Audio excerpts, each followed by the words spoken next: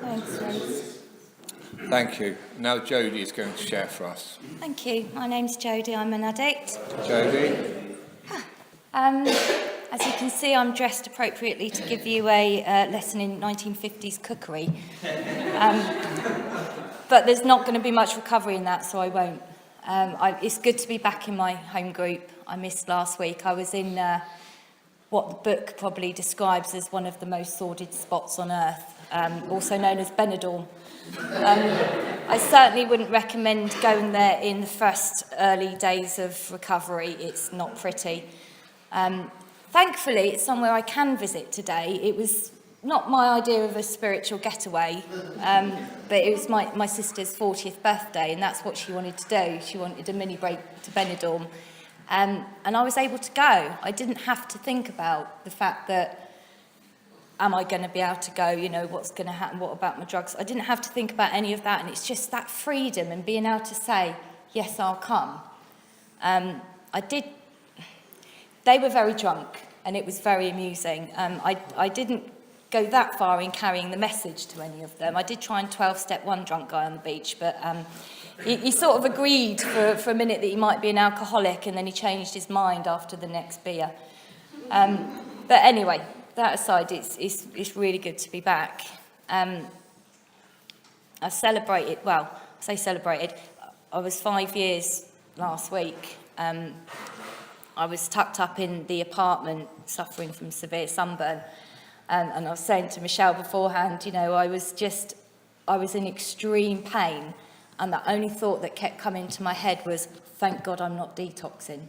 You know, this time 5 years ago, the amount of physical, emotional, mental pain that I was in, I would never, ever in my life want to go back there. So yes, the sunburn was painful, but it's a world away from where I was 5 years ago. I'm just going to read you a text, well, not the whole thing, but a text I got.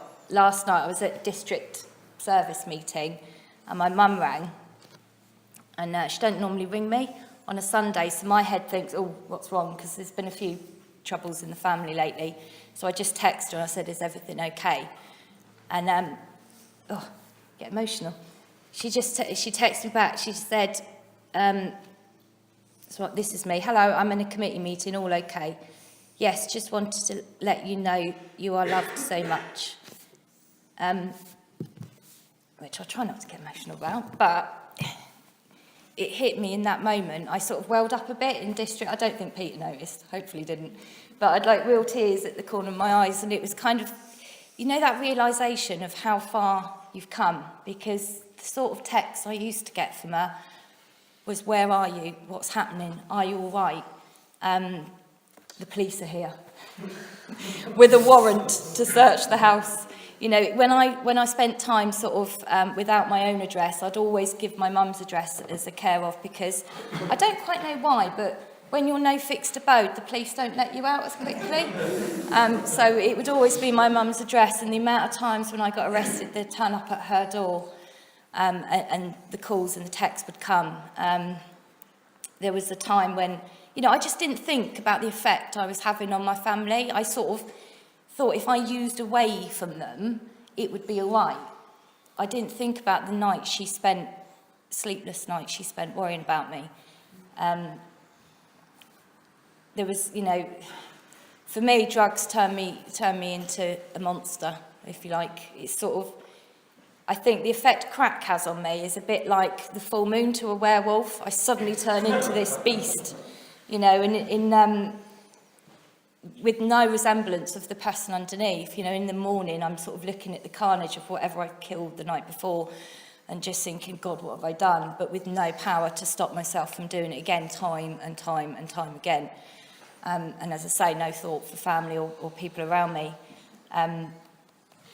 I remember my mum ringing me one day in absolute panic, more so than normal. She's like, are you all right? And I'm like, yeah, I'm fine. I'm at work. What I didn't realise is she had a copy of the news in front of her, and on the front page was a picture of my car totaled against a lamppost. I hadn't thought, I didn't actually know it was going to be on the news, to be fair.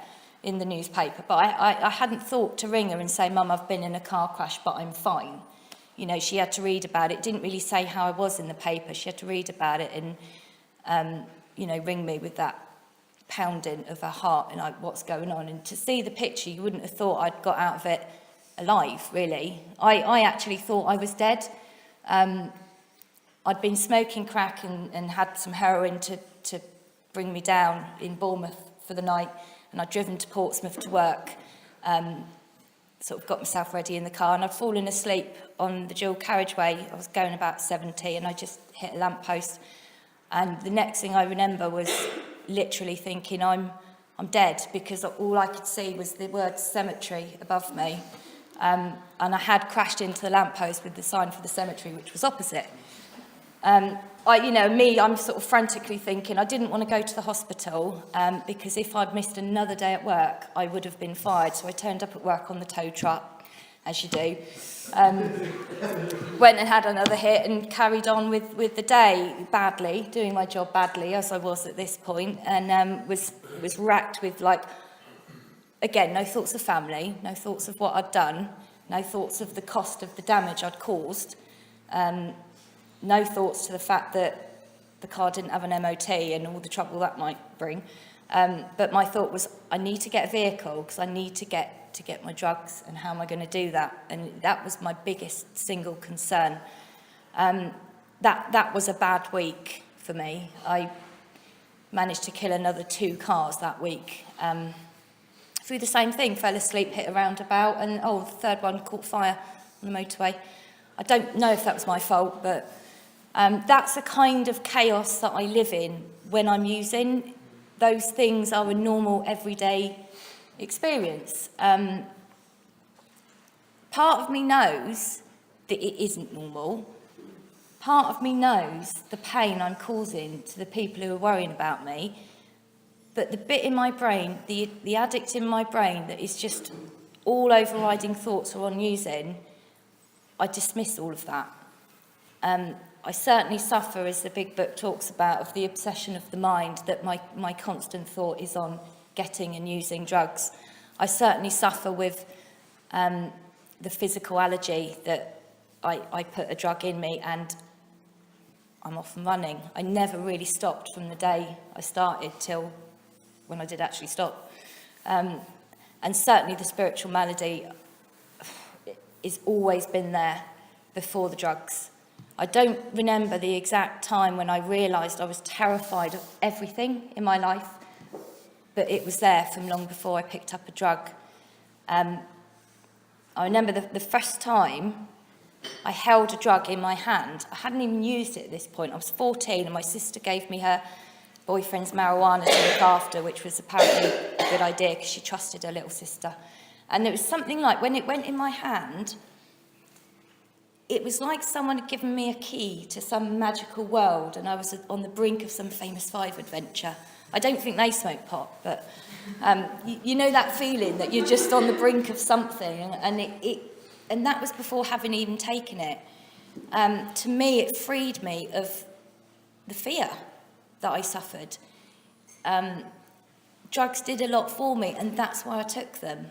I didn't take them because they were awful, and you know, I took them because they gave me something.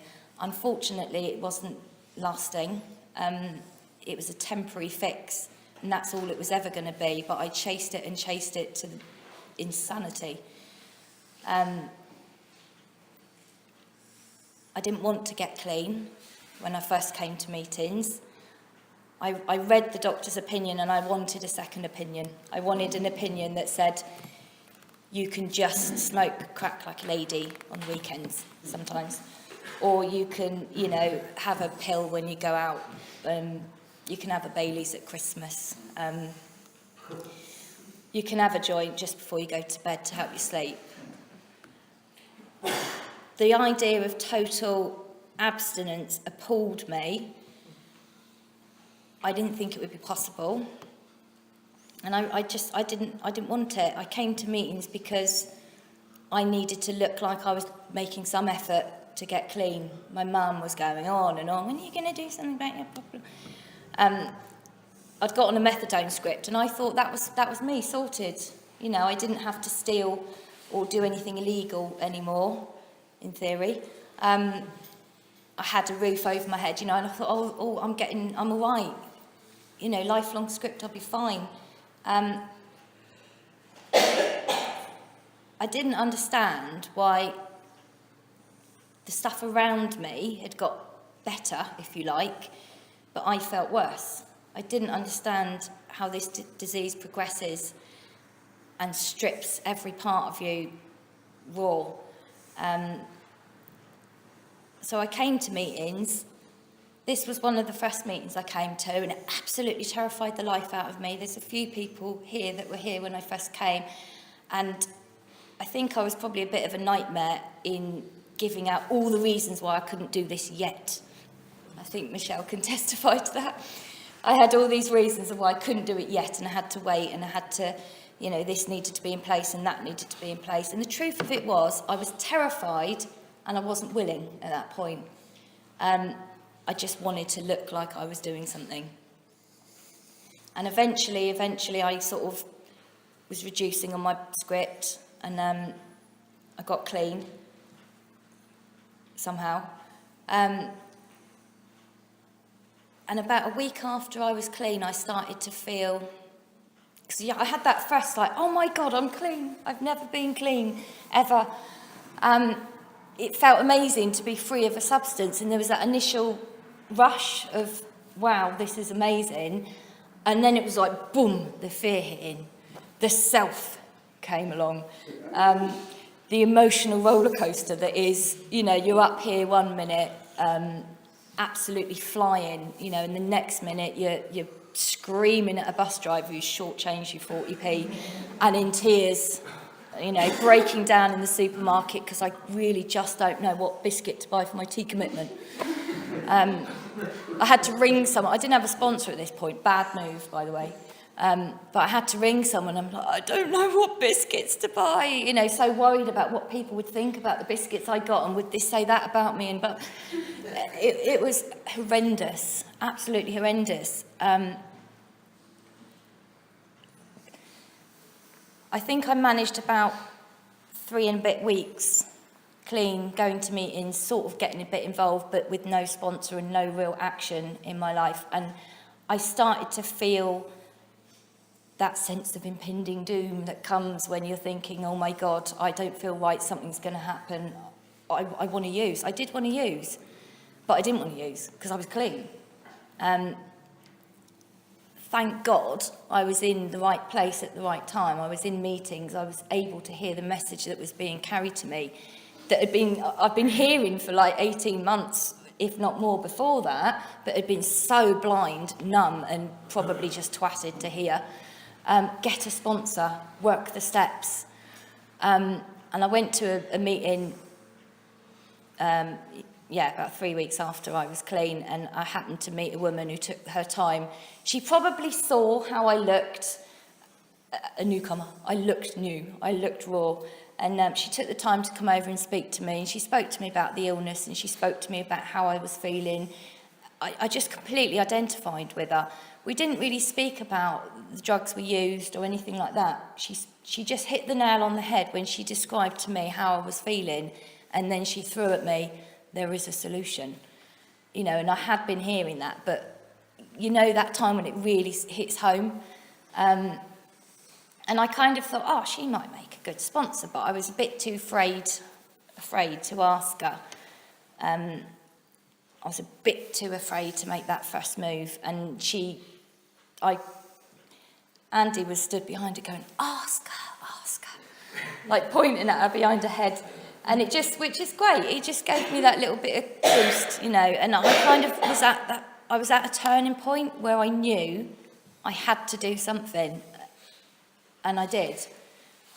And from that moment, that weight, that burden that I was carrying everything myself was lifted enough that I could just breathe. She sat and she went through the suggestions with me. She laid out very simply what I could do that night when I got home, what I could do. And she said to me, you know, don't treat them like a set of suggestions. You've got one suggestion and that's do it all, do everything. If you treat it like bits of suggestions, you're more tempted to leave bits out. So you've got one suggestion, do everything, which sounded a bit overwhelming, but when she actually broke it down for me and went through, look, this is how you do it, it really was simple. And to start with, I was so full of this, I don't know, emotional, crazy energy, that the desperation was there to just grab hold of it and do it with all my might. Some days it was easier than others, but as soon as I started throwing myself in completely to what she said, reading the book, ringing others, attending a meeting, getting a home group, being a service, praying, all these things that we speak about here, I started to feel better. Again, that burden, it lifted a bit more. I felt a bit freer. She saw I was serious and she took me through the steps. What I didn't realise in the suggestions that I'd been given, it was the start of, it was me working my step 1 and step 2. I'd said to this lady, I need help, please show me. And she'd said, right, look, do this, you know, and my willingness came through from my actions that I took. That she took me through the steps and she explained to me that the idea was that I wasn't to be reliant on her as a sponsor, but I needed to get a power in my life. I needed to get a relationship quickly, not with a man, with God. It says in the book, which was pointed out to me, lack of power, that was our dilemma. We had to find a power by which we could live, and it had to be a power greater than ourselves, obviously. But where and how were we to find this power?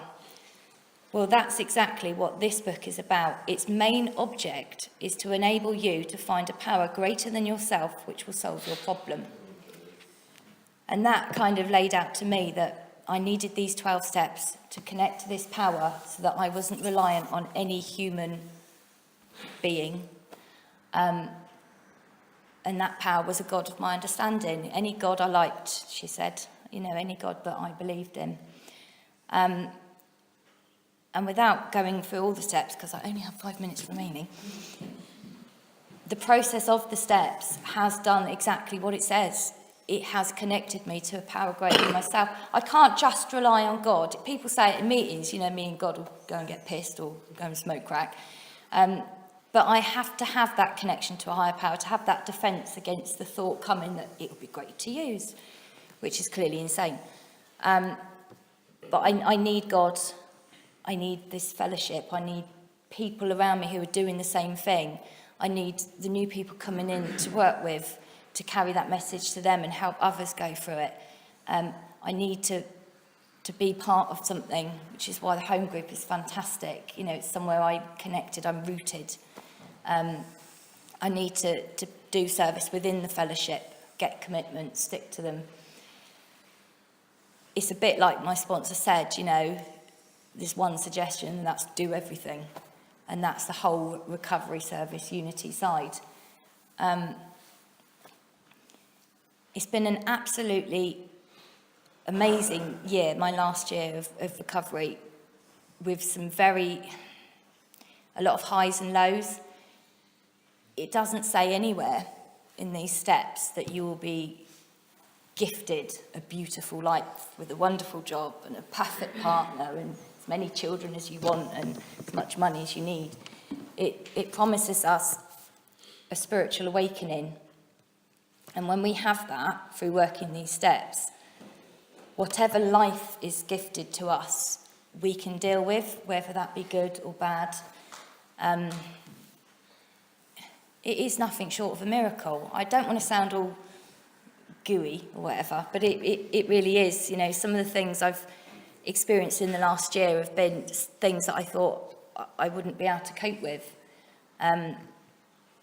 I was able, through this programme, I was able to make amends to my dad, who was one on my list when you write your amends, and there's some people on there that you think that really are ones who harmed us more than we harmed them.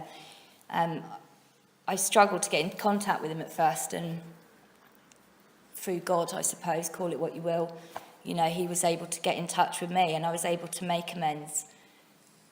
He was an alcoholic. I say was because he died just before Christmas, or at Christmas. His funeral was really, really hard going because there was very few people there. And this was a man who, throughout his years, he was only 61, he'll be 62, would have been 62 next week. But throughout his years, he'd made a lot of friends, he'd worked in a lot of places, he'd married a lot of women, had numerous children, which I haven't yet met all of them.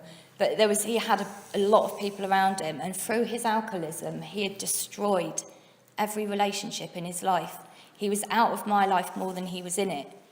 And it was sad. It was sad that at his funeral, there was very few people there. The vicar spoke about alcoholism. We chatted to her beforehand, and it was quite amazing, really. She didn't know I was in recovery at that point, and she was explaining to me that alcoholism is an illness, it's a disease, which I thought was quite fantastic. You know, and she spoke at his funeral about how the alcoholism had affected the family, which was, it was quite hard to sit and hear that, having lived through that. But the fact that I'd been able to make amends to him, make peace with him before he died, was absolutely amazing. And when I met him, because I hated him for years, you know, I had to deal with that through this programme, through the steps. When I met him again, as a recovered addict, I had that instant identification that he is a sick man and he suffers with this illness, and I completely got it. In that moment, I got it. And all that kind of fear of him and hatred and anger, it just melted away. Without this programme, I wouldn't have that. I'd be walking around with a chip on my shoulder about my alcoholic, violent dad for years, blaming him for the reason why I am as I was. And yes, it's a shame that he never got this programme, but some of us don't. We're not all as fortunate. In my opinion, he suffered a great deal of pride, and it stopped him. It stopped him he'd gone to meetings and it stopped him going. And I just thank God that I managed to get over my pride enough to get in here, to listen, to get a sponsor, to work these steps and to recover. And I'll leave it there. Thank you. Thank you.